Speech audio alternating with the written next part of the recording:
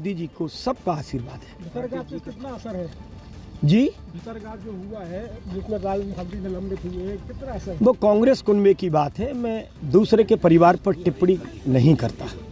कितना आश्वस्त हैं? 100% आश्वस्त हूँ, 100%। सर तो आशुतोष तिवारी को आप सुन रहे थे, मगर चलिए अब जहां दतिया के पॉलिटेक्निक कॉलेज में काउंटिंग टेबल तैयार है, वहीं अब आपको डिस्कशन और डिस्प्ले टेबल भी मैं दिखा रहा हूं। डिस्प्ले में आपको बताएंगे कि भारतीय जनता पार्टी और कांग्रेस को कितने वोट मिलते हुए नजर आ रहे हैं एक एक राउंड की काउंटिंग के बाद। और डिस्कशन टेबल पर हम वरिष्ठ पत्रकारों के साथ डिस्कस करने वाले हैं कि भाई ये जो रुझान आ रहा है ये परिणाम में कितना तब्दील होने वाला है, और ये जो प्रारंभिक रुझान है उसका असर क्या नजर आने वाला है। तो तमाम चर्चाएं भी करेंगे। बीजेपी कांग्रेस के भी जो प्रतिनिधि हैं वो हमारे साथ मौजूद रहेंगे, उनसे भी बातचीत करेंगे। लेकिन सबसे पहले बड़ी खबर से शुरुआत करते हैं। दतिया उपचुनाव की काउंटिंग शुरू हो चुकी है। 8 बजे दतिया विधानसभा उपचुनाव की काउंटिंग की शुरुआत हो चुकी है और पॉलिटेक्निक कॉलेज में सबसे पहले डाक मतपत्रों की गिनती शुरू कर दी गई है। तो दतिया में 15 राउंड की मतगणना होने वाली है।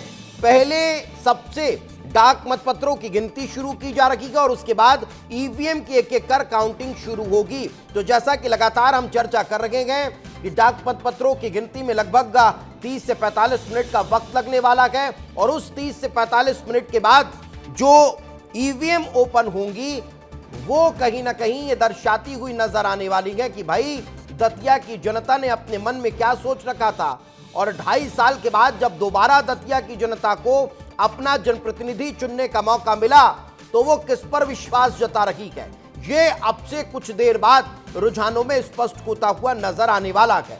लेकिन ये सबसे पहले बड़ी जानकारी हम आपको दे रहे हैं। लेकिन कलेक्टर क्या कहने सुनते हैं। अंदर 3 लेयर सिक्योरिटी और बाहर भी हमने 3 लेयर सिक्योरिटी रखी। धीरे धीरे आएंगे। यहाँ हमारा सबसे पहला जो जिम्मेदारी रहेगी यही रहेगी कि जो एजेंट वहाँ बैठे हैं वो संतुष्ट हो जाएं, सभी पारदर्शिता से हो, ताकि किसी को कोई भी दिक्कत या समस्या ना हो।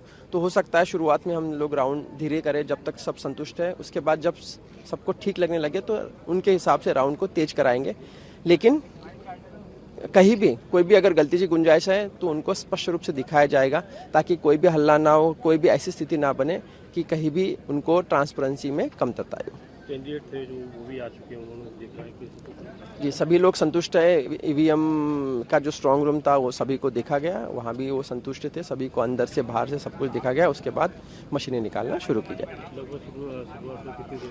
8 बजे हमारा पोस्टल बैलेट का राउंड चालू होगा और 8:30 बजे से हमारा ईवीएम का राउंड चालू होगा। ठीक है। हेलो। तो स्वप्निल वानखेड़े को आप सुन रहे थे जब वे काउंटिंग सेंटर में अंदर जा रहे थे, उस वक्त की ये उनकी पहली प्रतिक्रिया हम आपको सुना रहे थे। विस्तार न्यूज दतिया उपचुनाव की मेगा कवरेज लगातार आपको दिखाता रहा है। जब दतिया उपचुनाव की तारीखों का ऐलान हुआ, जब भारतीय जनता पार्टी ने टिकट का ऐलान किया, जब कांग्रेस पार्टी की तरफ से प्रत्याशी को चुनाव मैदान में उतारा गया, हर वक्त सिर्फ और सिर्फ विस्तार न्यूज ने एक्सक्लूसिव कवरेज आपको दी है। हर वो जानकारी जो आपके लिए बेहद जरूरी है वो हम आपको बताते रहे। यही कारण है कि अभी भी सुबह 6 बजे से मेगा कवरेज चल रही है और सोशल मीडिया के जरिए भी आप जब हमें सुन रहे हैं तो सबसे बड़ी और सबसे पहली जानकारी हम आपको बताने वाले हैं। इस स्क्रीन के जरिए पूरा चुनाव कवरेज आपको दिखाई देगा।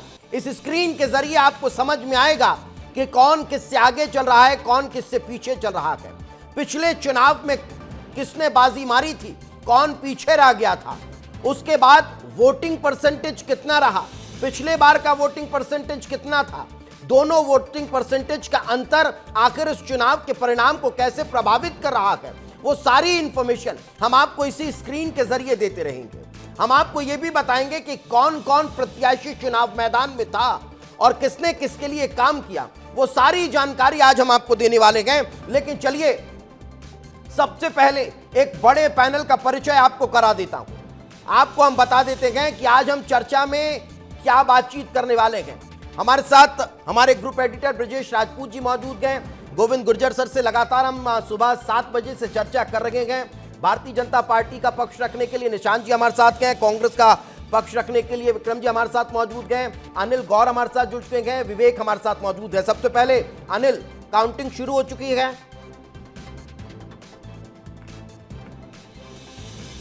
देखिए दीपेश, ठीक 8 बजे से ज़्यादा वक्त हो गया है और जो बैलेट पेपर की जो काउंटिंग है वो शुरू हो गई है और कुछ ही देर बाद जो रुझान है वो आना शुरू हो जाएंगे। देखिए ठीक 8 बजे से जो डाक पत्र है उनकी गिनती शुरू होगी और उसके बाद बैलेट ईवीएम में बैलेट पत्रों की जो वह है वो शुरू होगी। तो कह सकते हैं कि देखिए जिस तरीके से तकरीबन 9:30 बजे तक जो रुझान है, पहला रुझान है, वो आने की संभावना है और यही वजह है कि अभी कुछ पहले जो कलेक्टर थे वो वहाँ तक जो पूरी जायजा है उनका लेने गए तो उनका साफ तौर पे यही कहना है कि जिस तरीके से देखिए ठीक 8 बजे डाक पत्र की जो काउंटिंग है वो शुरू होगी और डाक पत्र की काउंटिंग के बाद जो ईवीएम में वोटों की गिनती है वो शुरू हो जाएगी।